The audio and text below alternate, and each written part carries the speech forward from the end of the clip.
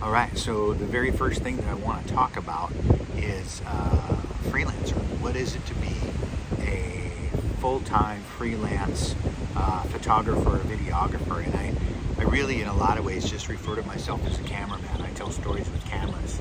And I started out in still photography, and I was back right about the time we were transitioning into digital. I learned on film, and I actually did some of my early work in film, but then was kind of forced to start taking on more and more video projects as technology kept moving along.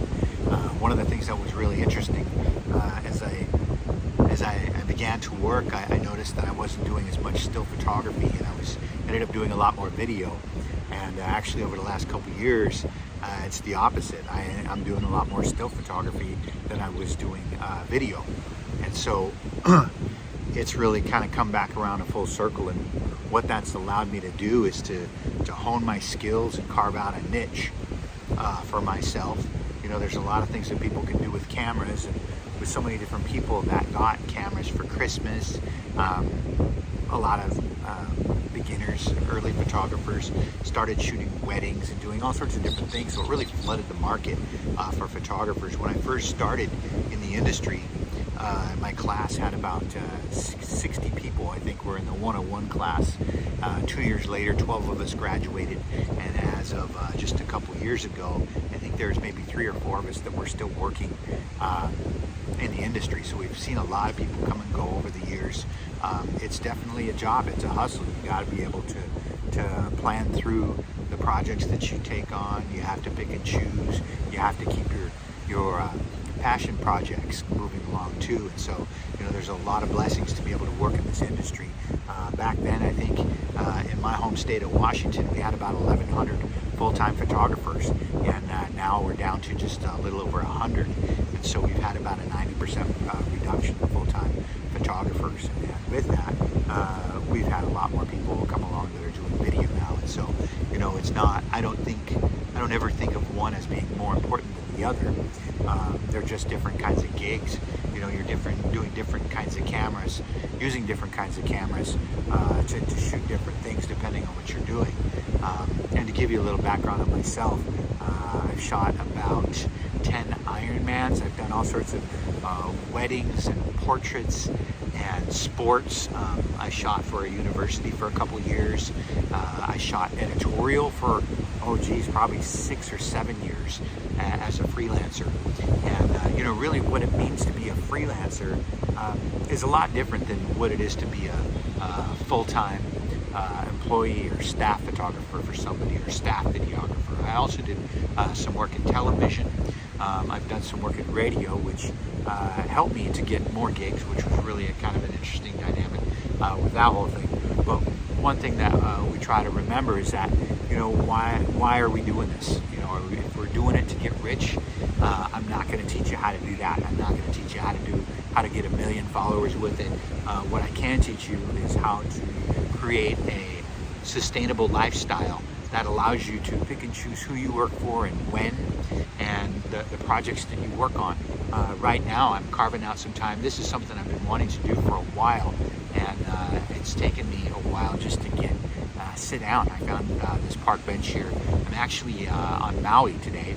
I came here with a group of people that I've been filming and photographing with on and off for the past few years, and I came here with them, and we have a little break between lunch and our dinner later, so I decided to come down here and get this channel going, because I've really put a lot of thought into it. I'm really passionate about being able to share some of the stories, some of the experiences that I've had, but give you some examples of the things that I've done. I did some work for the U.S. Department of Agriculture. I was hired to photograph and film elementary school food programs in third world countries, and that took me to Tanzania, Guatemala, and Bangladesh. And I'm not going to go a whole lot into that, but it really changed my life. It changed my perspective on what our needs were, the things that we struggle with in our country, and it really opened my eyes to how other people in other countries live. Really, as a photographer and a videographer, it opened my eyes to the opportunities that are out there as a freelancer. If you are willing to travel You can end up with government contracts, whether they're federal or state, but you can end up with contracts to go out and do these. And a lot of times it's easier for them to do that than to hire a full-time staff person to go out and do that, because then they have to keep them busy. You know, if you hire somebody, you want to keep them busy as a staff employee. As a freelancer, you can work project by project, and they can hire you project by project. I've worked with a handful of different universities over the years. I've worked on language programs.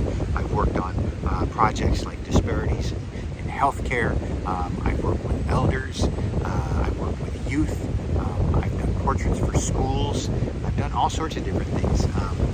One of the things that I was really changed my perspective a lot a few years ago, I was asked to go and photograph and film a sunrise ceremony from the top of Mount Sinai. Really, that was a dream gig.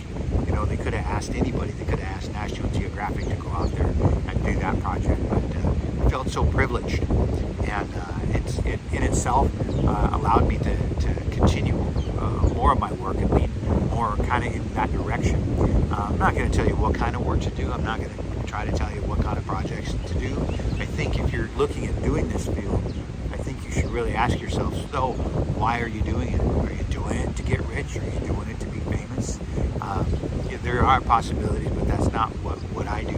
What I do is I document things. I record people's lives and their history. I record historical events. I've filmed and photographed and different things like protests. I filmed and photographed food on food projects. I worked on a national food campaign. That was really, learned a lot about different things there. And really that's what this is going to be about. It's about how to make a good life. You know, when we look at, you know, at the end of the day, we look at our lives. You know, what is it about? You know, if you're happy as a staff photographer for a publication, or if you're happy as a cameraman for television, by all means, as a staffer, if that's where you fit, that's where you are, stick with it. You know, if you love the work that you do, that's really important for you to do that. For me, I love to travel, so I try to take gigs that'll help pay for some of the travel. And so far, I think I've been to 14 or 15 countries. I've filmed and photographed in probably 32, 34 states. And I am just constantly trying to fill my calendar with different projects. One thing about a freelancer is that you're not guaranteed. You're not always guaranteed your next gig, so you have to be able to work through the end of that contract. And you have to be able to be looking forward to what you're doing. I'm leaving from here, and I head tomorrow evening. I go to Phoenix for another contract that I've been working on, a national contract for about the last 18 months. I've been working with this other organization, and so and there's benefits to it. Obviously, you get to go see some of the cool places, and having your travel paid for, and having hotels covered, and meal stipends and per diems and things like that are always a benefit. But you also have to weigh in the costs. There are costs. This is what we call opportunity costs. For the time that you spend away from home, this month I'll have spent about 5 months away from home. I think by the end of the year, that's an incredibly long time to be away from your friends and your family and your home. You really want to be able to go and sleep in your own bed after a while. Well, I do anyhow. Some people I know that actually are on the road 8 or 12 months out of the year. So I'm not quite at that level. I do enjoy my home life. I do enjoy going back. But that's what this channel is really going to teach you about, is, some of the things about traveling nationally, doing it domestically, doing it internationally, some of the needs that you might have for visas and passports and things to watch out for when you're working and dealing with airlines, when you're working and dealing with customs, when you're working and kind of living out of a suitcase. I'll go over some of the things to pack, what not to pack, things that you always kind of want to leave room for, and things that are just end up being dead weight on the road. So there's a lot of things that I'm going to cover. Again, this is going to be a 100-part series. So this is the very first video of a 100-part series, and I thought, what better place to get this going than starting on this gig here in Maui. It's about the middle of December. We're looking forward to the holidays coming up here, and it's a little bit windy today, but I just wanted to get it going. I think I'm going to try to record a few different segments while I'm at it. So if you're interested in hearing some of these stories, stick around. I got stuff from Egypt, I got stuff from Africa, I got stuff from all throughout Asia, projects, passion projects, portfolio development, just contracts, just all sorts of different things that I've been able to experience as a full-time freelance photo and videographer. So stick with us, like and subscribe, and I promise you that I will do my best to be very real. I'm not going to fill you with a bunch of fluff. I'm not going to try to get you to do a whole bunch of things as a social media marketer or anything along that lines. This channel is all about being a full-time freelance photo and videographer and living and leaning into that lifestyle and understanding some of the things that I've learned over the years. I'm not going to say by any means that I am the best of the best. What I am going to share with you are the things that I've been able to experience, both good and bad, and some of the most amazing people that I've been able to meet on my journey. And really, that's what this is about, is helping you on your journey too. So stick around, and I'll be busting these out as much as I can, and we're going to power through all 100 of these episodes. So stick around. Thank you.